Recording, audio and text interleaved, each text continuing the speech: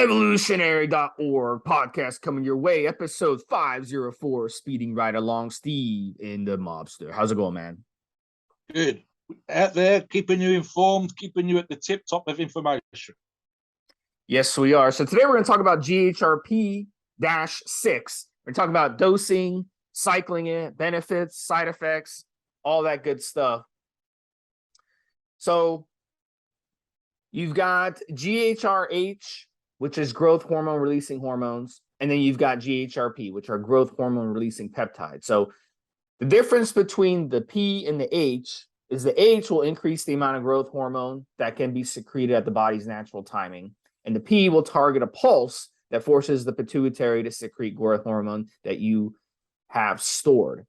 So we're going to talk about GHRP-6 in this one. And we're going to talk about why GHRP is one of the most popular growth peptides out there. So, before we talk about GHRP-6, we got to talk about GH. So growth hormone is something that we stop producing as we get older. And for most of you, you're going to peak your growth hormone very young. And then as you get into your late 20s, as you get into your 30s, definitely your 40s, your growth hormone really falls off a cliff. So there's a reason why, that happens in our body. It has a lot to do with evolution, obviously. Human beings throughout history have only lived a short amount of time. So making it to 40 years old would have been quite the chore a million years ago. So obviously that's why by the time you're 40, our growth hormone levels are really, really, really down. So in our body, there's select times during the day our bodies release stored growth hormone. And then the most powerful time that we release GH, obviously, is when we're not awake, when we're sleeping and when we're fasted. And that's why at night, the better you sleep, the more growth hormone release you get. So that's very, very important. Growth hormone is very important. So Mobster, jump in a little bit and tell us a little more about growth hormone. Yeah, I'm just thinking, Steve, in terms of the peak time outside of the gym and outside of any situation we can create, either by adding a peptide or a manipulation of the diet or training. The reason why we stop quite early, what Steve says, is when you have the classic example is the growth spurt, Steve, as you know. So, you're a certain height when you're at school, and there seems to be some point in the mid-teen to late-teen years where soon, as we say over here, Steve, you shoot up. I think I went from 5'11" to 6'3", or 5'9" to 5'11" to 6'3".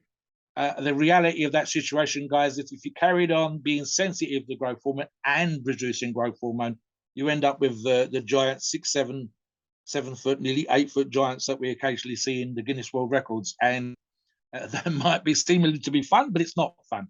And there's also other issues in terms of bone growth and so on. But I think it's the phrase, Steve, angromorphic giants, I believe. Angromorphic, essentially, you end up without being too unkind, you look like Frankenstein. You have those big, pronounced eyebrows. You have that sort of caveman kind of look to you going on. Oversized hands, oversized feet, and as I say, sometimes ridiculous height. So, guys, there's a particular reason why, as Steve said, not just the caveman thing in terms of our lifespan, but also if we carry on producing growth hormone or too much growth hormone at periods of our life, it's actually not a good thing. But of course, what we're talking about here is not crazy levels or sensitivity to crazy levels, but specific manipulation of growth hormone or the peptides to produce a particular result in the gym. Back to you, Steve.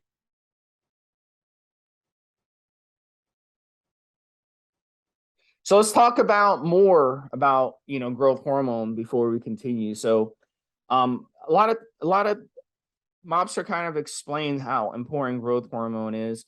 But, we see a lot of cases. I get the question a lot. Can I take growth hormone and grow my penis? Can I take growth hormone and grow my height? Can I take growth hormone and grow my bones, my limbs? And, no, as adults, we can't. Your growth plates are already stopped. So, yes. But they do give growth hormone to young teenagers who have, dwarfism or those types of issues. And that helps them grow. And that helps them get taller and all that good stuff. So, but as adults, your growth plates. So no, you can't take growth hormone at 40 years old and grow 2 inches on your height. I wish you could. I really do. That would be fantastic. So it doesn't work like that. I think a lot of people get caught up in the whole growth, the term growth hormone, and they Yes, just don't yes. understand it. And I really wish they wouldn't have termed it growth hormone, because I don't even view it that way. Growth hormone is more anti-aging. It's, Yeah. helping with recovery, helping with repair. At 20 years old, how did you come back from an injury versus at 40 years old or 50 years old? How did you come back from injury? It's a Yeah. big difference. And we see that a lot of people realize that in their 30s. You can really do dumb stuff at 20. You can go ride a motorcycle with no helmet and drive, 120 miles an hour and get in a car accident and survive.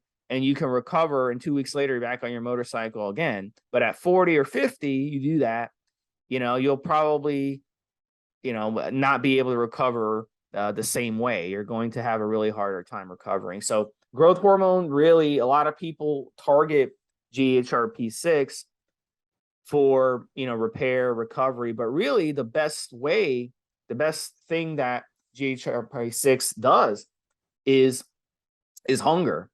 And that's what GHRP-6 will do. You take GHRP-6 really within a couple of days of taking it, you're gonna already notice, wow, I'm hungry. And really, right off the bat, taking it will result in that. So after you take it, guys will say, wow, within an hour, I got crazy appetite. So Mobster, why don't you chime in on that one? I'm going to jump in here, Steve. Steve will talk to you about the science. I'm going to talk to you about how I would think this would be a great advantage for a particular group within our culture. I mean, Steve and I are more than familiar with the skinny guys that claim that they eat all day, and in reality they do not. And the overweight guys, when I say guys, I mean men and women, who talk about not eating much at all, but they're the size of a house. And in reality, every single time this has been studied, it's been pretty much bullshit, Steve, as we know. So the overweight people tend towards eating certain number of meals, but then they forget the amount of grazing that they're doing in between. They forget the amount of snacking that they're doing, or sit and watch the TV with a bag of chips by their side and so on. Whereas the underweight person tends to underestimate how much food that they're doing, or as is the case here, and where GHRP-6 will be useful, they literally feel full very, very quickly, Steve, and they find it almost impossible to, you end up talking about force feeding and making myself sick. So I think this would be a perfect example of a peptide for the underweight individuals that struggle with hunger, that sense of fullness, and again, they aren't eat. You and I have talked about this, and I'm very blunt when I say this on the forums. I say I'm eating as much as I possibly can, and I can't gain weight. And I'll just say, no, you're not. No, you're not. And then how do you say, well, how do you know you're not? Because you're not gaining weight. Even if you gain fat, even if you've just got a little bit of a belly, even if the food you went to your ass, it may be weight gain. And the simple fact that you're not gaining any weight, never mind muscle tissue, is down to the simple fact that you are not eating enough to make that happen. And of course, if the magic is combination of rest, training, and nutrition to get the size, to get the added muscle, to get the strength. So here's a peptide that would be incredibly useful, as it says, an appetite stimulator for those people that struggle to eat, that struggle with hunger, that struggle with that sensation of fullness. Tell them about the science, Steve. So here's the key is GHRELIN, ghrelin. And ghrelin, it's a hormone that is produced by the cells in the stomach that's released due to the stomach being empty, or if the stomach thinks it's empty. So throughout the day, your ghrelin levels go up, go down, go up, go down. Yeah. And that's kind of in nature with animals. And that kind of tells you, hey, I got to go find food. I'm hungry. I got to go find food. But I tell this to people a lot when they're fasting. When people fast, they're like, Steve, I have such a hard time fasting because I get hungry. I got so hungry. And I tell them, just wait 15 minutes, wait 20 minutes. You won't be hungry anymore, because your ghrelin levels go up and down throughout the day. So if you're in that stage where your ghrelin levels are high, then you'll feel, oh my God, I'm hungry. I have an appetite. And then once they come back down, you won't be hungry anymore. So it's kind of something that you kind of have to fight. In this case, when you take the GHRP-6, it's going to keep your ghrelin levels strong. So you're going to continuously have an appetite, and you'll wake up even at night. If you take the GHRP-6 near bedtime, you'll definitely wake up at night with an appetite and want to eat. So this is one of those things is really interesting. And the interesting thing is, a lot of people don't understand this part either, is that even on GHRP-6, when you're eating more, and I'm not saying go eat junk, I'm not saying go and eat trash food, eat healthy, but you're going to eat more. And if you eat healthy foods, obviously, you'll still cut fat. So you'll have more of an appetite, you'll eat more, but you'll still burn fat in the process. So, and it has a lot to do with, again, the whole calorie in, calorie out argument applies here, because even though calories in, calories out is true, if you get more calories in than you get out, you will gain weight. If you get more calories out than in, you will lose weight. But here's the thing, the GHRP-6 is manipulating calories out. So you'll be able to eat more, but in the process, you'll also be burning more calories. So you got more calories coming in, but you also got more calories coming out. Does that make sense? So you're going to be able to build good quality lean muscle mass, burn fat, and have a higher appetite and eat more in the process. So this is why GHRP-6 is so cool. Another thing GHRP-6 does really good in the process is you're going to get healing, and you're going to get some soft tissue healing. A lot of people will go to GHRP-6 to help them heal a lot of stubborn injuries that they have. So that's how it goes. And there's some studies out there that show when you have elevated ghrelin in the stomach, that it has a direct link when it comes to quickly healing damaged tissues and damaged things. This is why pro athletes who are in contact sports, they're definitely all over, not just growth peptides, HGH. They want to get their hands on all this stuff, because they are literally millions of dollars are at stake. If you can't get yourself healthy and get out there and perform and help your team, or help yourself if you're in an individual sport like tennis or golf or something, then you're missing out on millions of dollars. So that's very important that these guys use these compounds for that reason.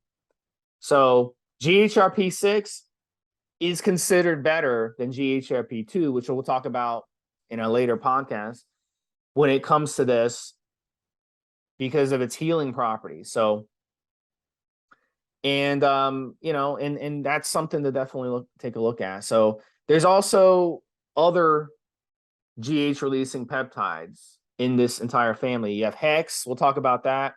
The GHRP2, which we discussed, and ipamorelin as well. So at the end of the day, GHRP-6, really, really good option for those of you who are looking for hunger help for sure.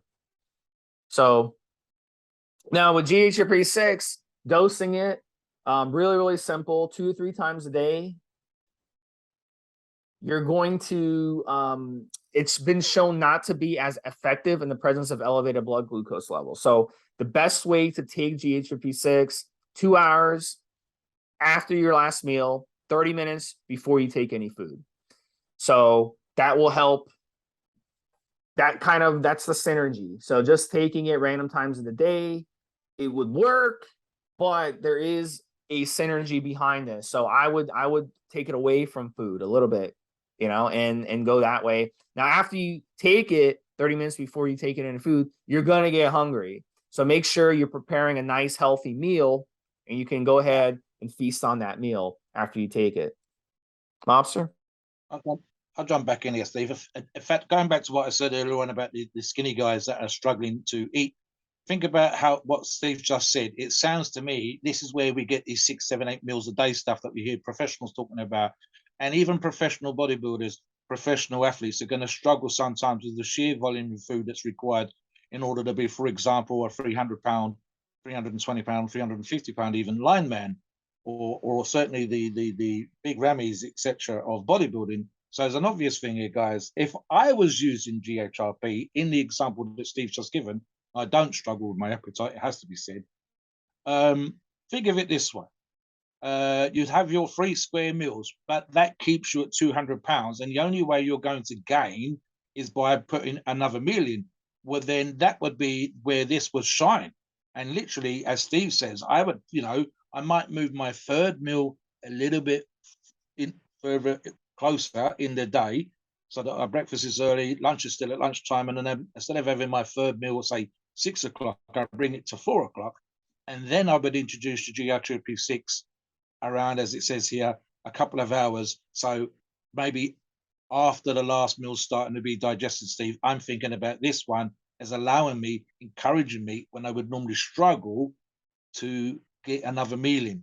And literally, it sounds a bit bizarre as I say that I'm taking a drug just to allow myself to be able to extra food. But seriously, we know because we talk to athletes, we know because we've got clients and people that we coached, and we know because we see the questions come up on all of the Evo family forums, but other places as well, where people will say that they've struggled to eat to grow. And that's where this drug's going to shine, because that's how I would do it, Steve. I mean, we're going to get into dosing in specifics, but that's the way that I would play with it. And again, even if it's up in the volume in the meals themselves and still having you hungry, is when you could dose it with the other meals. But just for me, for example, Steve, just as a way of getting another meal in when perhaps I don't normally have 4 meals, this would be perfect dose the way that you've already suggested. Back to you.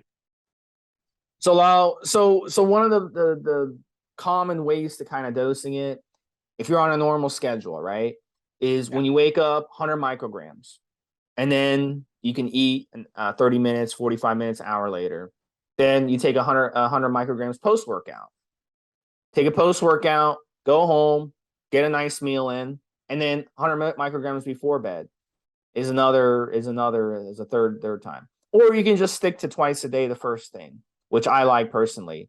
100 micrograms when waking up, or 100 micrograms. Let's say you eat your first meal at 11 a.m. Take 100 micrograms around 10:15. If you eat your first meal at 12, take your first around 11:15, et cetera, and then post-workout before that meal. Now, if you take it before bed, that's for someone who's really looking for the appetite. That's someone who wants to wake up in the middle of the night hungry. So have something ready for you in the middle of the night, whether it's a shake, whether it's a meal that you put aside that you're going to go munch on. That's fine. I personally don't like my sleep interrupted, and there's a chance that you will have your sleep interrupted. Now, if you're someone who eats really early in the morning, you get up for work, you like to have a meal first thing in the morning, 5 a.m., 6 a.m., and that's something for you to do. So you take it before bed, you'll wake up first thing in the morning, you'll be hungry right off the bat. So that's another strategy. But so those are the ways that you can basically run it. So, and women can run it as well as men. Women also have benefits to growth hormone, obviously. And it's going to come basically freeze-dried powder, and you're going to get it, and you're going to have to reconstitute it. So what I recommend always with peptides, doesn't matter what the peptide is always keep it in the fridge. Always keep it in the fridge. Try to have it shipped to you where it's not in the mail for a long time, because over the course of the journey, the climate is going to be, it might be hot. The postal person might leave it in the back of their truck for a few hours in the hot sun. It's going to be places, and it's better that it gets to you quicker. So always pay more for domestic shipping if possible. Don't have it shipped from overseas and have it sit in customs for a month. Okay. I highly recommend you always do that with peptides, and put it in the refrigerator as soon as you get it. Even before you reconstitute it, it needs to go in the fridge. Now, if you reconstitute it and you don't put it in the fridge, it's going to go bad very, very quickly. So you really need to make sure that you keep it in the fridge after you mix it 100%. But I also recommend before as well. And you basically reconstitute it. I don't know, Mobster, you want to kind of talk about reconstituting and stuff? Jump in. Well, I'm just going to say, Steve, we've got some great guides on the forums, and there are plenty of videos you can check out on YouTube, guys, in terms of mixing. And I think on the forum specifically, in terms of getting the ratio of powder to bacteriocytic water correct. And some guys struggle with the math, and we've had to talk to them, this is how much it would be per milligram and so on. and obviously using the right needles in terms of using insulin needles, whether it's subcutaneous or intramuscularly. When you've never done this before, guys, it's best to check. That's why we do this podcast. But definitely come onto the forums, double check that you're getting the dosing right per milligram, double check that you're injecting it into the right place, double check that you're storing it. Essentially, as per our previous podcast on growth hormone, it's a bunch of amino acids that are incredibly sensitive to heat, to overly, can't freeze it, but you should keep it cool. It should be kept in a cool, dark, dry place like all medication. And you can't, for example, Steve, we talked about even previously on other podcasts, you can't even vigorously shake it. It should be gently shaken. And that's like Steve says. So it doesn't go bad per se, but it will degrade. So you don't get the full benefits of the product. You might get some, there might be some part of it that's still intact in the fluid when it goes in, but not all of it. And that's because you did a few things wrong. And I would even argue with this stuff against Steve. For me, especially if I was using peptides on a regular basis, guys, just buy a really small, cheap fridge and keep it in the garage, or keep it in your little home gym or something like that. Or even you can literally buy the camper van style stuff, the camping ones, which are just big enough. You could put that beside your bed. As I said, it could go in the gym, it could go wherever. It could even go in the trunk of your car if you had to store it there. And again, if you've got kids around the house and you don't want to leave syringes or whatever like that, and you can plug that in to the car. So, or your van or whatever. I mean, honestly, this is just big enough for a few cans of Coke. It's plenty big enough for some peptides. So, yeah, make sure, by all means, double check that you've got the dosing, double check that you've got the milligramage, double check that you're injecting it in the right place, and please double check your maths with us, guys. We're 100% on that, no problems at all. And again, it's just because it's the first time, second, third, fourth time, whatever, when you're running growth hormone or one of these peptides, you'll have it down pat. And the trick of that, of course, Steve, is just to make some notes the first time and follow the notes the second and the third time. Simple as that, really, guys. Honestly, gym diary stuff, whatever else. And again, plenty of guys, plenty of information, but don't be afraid to ask. Back to you. So a lot of people ask, why should I get GHRP-6? Why not just get HGH? Well, the price. GHRP-6 is going to be way cheaper. HGH, to get legitimate pharmacy grade HGH, we're talking, $300, $400 a month to get that. But you can get, these peptides. You can get a 5 milligram vial of GHRP-6 for way, way, way, way less than that. And it's going to save you money in the process. Another thing that we get asked a lot is about, like Mobster is saying, you got to be careful when you reconstitute it. When you're putting the backwater in, it's got to be careful. So kind of drip it in when you're putting it in the vial. Don't kind of squirt it in where it's shooting at the powder, because that can damage it.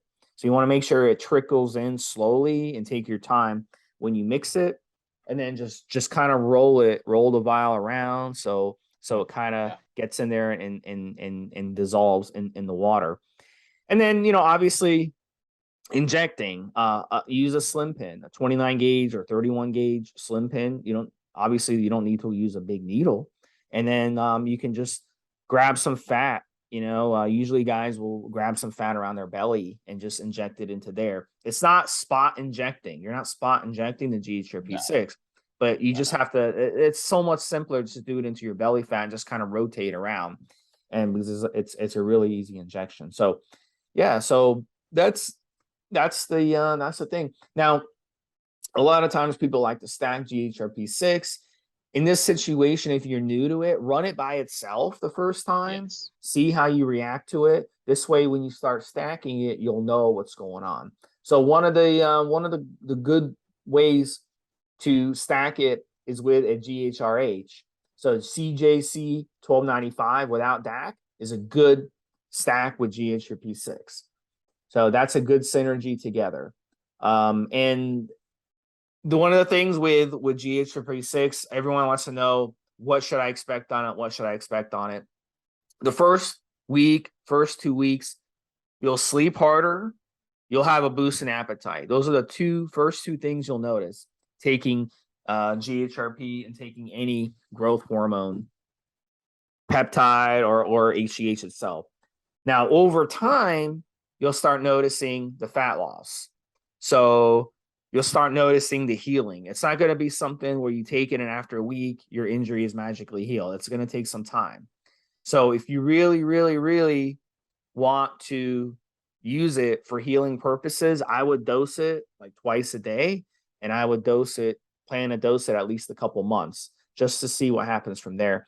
And here's another thing too. This came up yesterday as well. I had a conversation with one of my clients, and you can be flexible with these. You don't have to take it every day. Okay, so you have to understand you're not taking, this isn't a steroid ester where you have to take it on a set schedule for it to peak in your system. This GHRP-6 is going to be in and out of your system quickly. So you can be flexible when you take it. There may be a day where you don't want to take it. If you're taking your kids to Disney on vacation and you don't want to take needles with you, and you don't want to bother having to stress out over storing it and all this stuff, then just keep it at home for those 3-4 days. Take the kids and go have fun. You know, you don't need to take it with you. So this is, you could be flexible with it. You can do 5 days on, 2 days off. You can do every other day. You can just, you know what, I don't want to take it this week. I'm going to take a week off. You don't have to take it for 2 months straight or a month straight. You can start it and stop it. It's not that big a deal if you do. You can be very flexible with how you use it. That's the flexibility of using this. Basically, it's you can't treat it like you're taking like a anabolic steroids or a long-term, you know what I'm saying? You're not taking this isn't TRT or anything like that. This is something that you can you can play around with, and you can take it when on days that you're really going to be able to use it. Don't take it on days where, yeah, I got to go for work and drive 8 hours, and then you got to pull over like every 2 hours because you're hungry. I mean, it doesn't make any sense. So just take it as you need to take it. It's not something that's required that you take it on a set schedule. So you can be very flexible with it. And a lot of bodybuilders love GHRP-6. A lot of them use it. It's cheaper than HGH, and it's effective. It's very, very effective for these purposes. I'm just thinking here, Steve, that one good example of when Steve talks about the flexibility, and I can see why it would be a problem. Some of our listeners and some of the members on the forums work. And when I say work, I mean physically, whether that's chopping down trees, working on construction sites and whatever else. And as often as not, and especially in America, and I think even to a lesser degree over here in the UK, Steve, you got guys that will work all the way through. What do I mean by that? Here, all the jobs I've done for the last few years, we get a lunch break or a tea break, Steve. So we stop. Even if we don't stop, we're still available for work. We're chilling, we're eating, we're refreshing or whatever. But a lot of the guys that do manual jobs, physical jobs, it's not unusual for you to work all the way through 6, 7, 8 hours straight. And in that situation, and again, here in the UK, construction site guys typically would have a huge breakfast and then go do the work.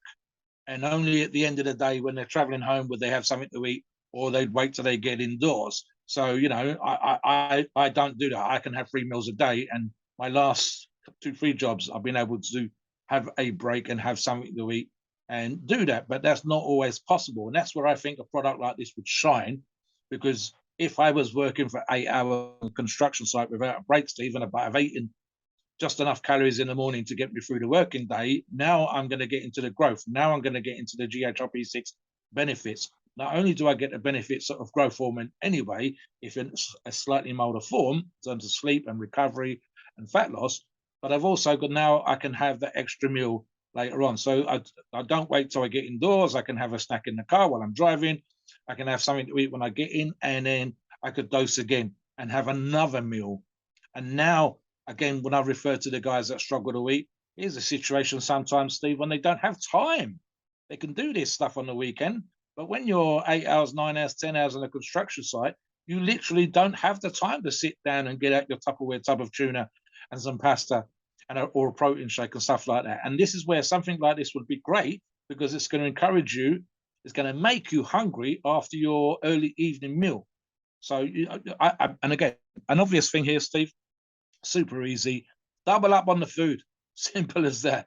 Double up. Whether you do it for yourself or a wife or partner or someone like that does it, make 2 lots so that you've got 1 lot to eat when you sit down for that meal, and then a couple of hours later, before you go to bed, you've got another portion of the same food, that part of their meal, or even just cooked at the same time as the previous meal, ready to rock and roll, or simple as a shake or something from a meal prep company or whatever.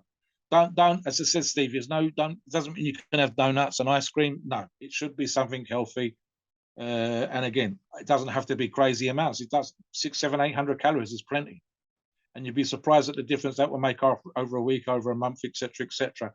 And one of the other things, Steve, I'll say, sometimes with this, you almost like train your appetite to some degree. So you get the benefits on, and then to some small degree, you would get the benefits off, because you've now got used to having this bigger amount of food, or certainly being hungry longer and more frequently than you was before. So there's that would be great. It doesn't mean to say you can't use it again, because of course you can. Back to you, Steve. I think that sums it up. So we're having more on our peptide series. Keep an eye on it. The next one we're going to be doing is MGF. So that's going to be a really fun one. Talk to you guys then. Mobster, take us in the disclaimer. Please note, we are not doctors, and the opinions on these shows are ours and ours alone. It is our view and based on our experience and views on the topic. Our podcast are for informational purposes and entertainment only. The freedom of speech and the First Amendment applies.